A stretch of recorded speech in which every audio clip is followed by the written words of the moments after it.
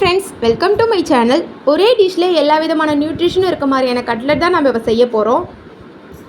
இதில் நிறைய ப்ரோட்டீனும் ஃபைபர் இருக்கிறதால நீங்கள் வந்து வெயிட் லாஸ் பண்ணணும்னு நினச்சிங்கன்னா கண்டிப்பாக இந்த டிஷ்ஷை வந்து ட்ரை பண்ணி பாருங்கள்.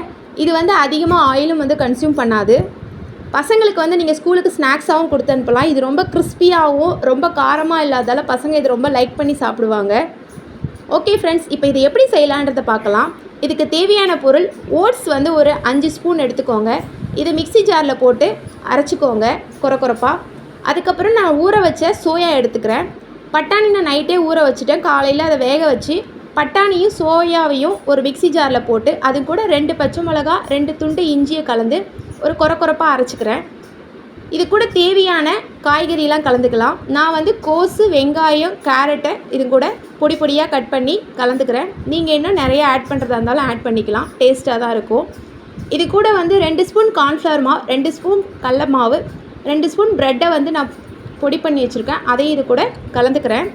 தேவையான அளவு உப்பு கலந்துக்கோங்க. தண்ணி வந்து கொஞ்சம் கொஞ்சமாக ஆட் பண்ணி நல்லா பிசைஞ்சிக்கோங்க. சப்பாத்தி மாவு பதத்துக்கு பிசைஞ்சிக்கோங்க.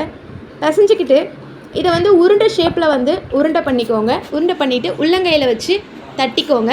தட்டிட்டா நமக்கு கட்லெட் வந்து ரெடி ஆகிடும். அதுக்கப்புறம் இதை வந்து நீங்கள் ஆயிலில் போட்டு ஃப்ரை பண்ணிட்டீங்கன்னா உங்களுக்கு தேவையான கிறிஸ்பியான கட்லெட் வந்து கிடச்சிரும். நீங்கள் டீப் ஃப்ரை பண்ணுறதா இருந்தாலும் பண்ணலாம். நான் இன்றைக்கி ஷாலோ ஃப்ரை தான் பண்ண போகிறேன்.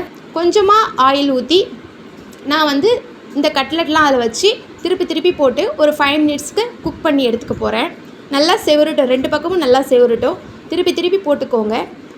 திருப்பி போட்டதும் உங்களுக்கு தேவையான கட்லெட் வந்து ரெடி ஆகிடும். இதை சாப்பிட்டு பாருங்கள் ஃப்ரெண்ட்ஸ். ரொம்பவே டேஸ்ட்டாக இருக்கும். பசங்களுக்கு ரொம்ப பிடிக்கும். ஒரு ஹெல்த்தியான டிஷ் வேணும்னா இந்த டிஷ்ஷை நீங்கள் கண்டிப்பாக ட்ரை பண்ணி பார்க்கலாம். ஓகே ஃப்ரெண்ட்ஸ், நீங்கள் ட்ரை பண்ணி பார்த்துட்டு உங்களுடைய கமெண்ட்டை வந்து எனக்கு கமெண்ட் பண்ணுங்கள். தேங்க்யூ.